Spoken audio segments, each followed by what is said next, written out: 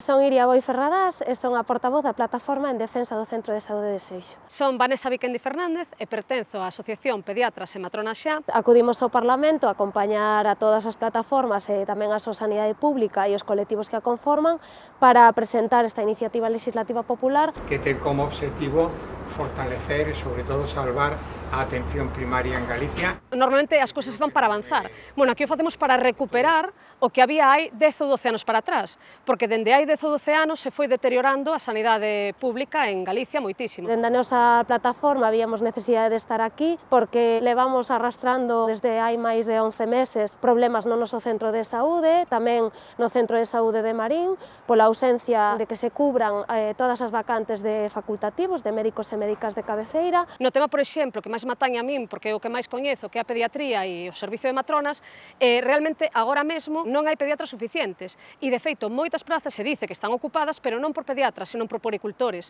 Ou en moitos casos, médicos de familia están facendo a función dun pediatra. E, obviamente, a saúde non é unha cuestión á vontade do sobreesforzo dos profesionais que traballan nela. É a Administración, neste caso a Xunta de Galiza, a que ten que poñer os recursos, tanto materiais como humanos, para que as persoas teñamos garantido ese dereito. Entón, realmente, o que se pretende con esta ILP é xustamente reforzar e que volva a funcionar todo ben e incluso meter nos propios centros de saúde pois especialidades necesarias, como por exemplo logopedia, psicoloxía, que é algo moi importante. Queremos recuperar os centros de saúde, porque senón a xente termina colapsando os hospitais porque non ten atención en primaria que precisa. Todas as persoas que non son quen de resolver os seus problemas de saúde na sanidade pública, pois en extremis vense na obriga de ir á sanidade privada, que a día de hoxe pois conta, obviamente, con moitos recursos, e ainda por riba tamén con recursos públicos. E a día de hoxe o que estamos vendo é que a Administración galega, cambiando mesmo de presidente, segue coas mesmas políticas e sen escoitar o que a veciñanza ten que decir,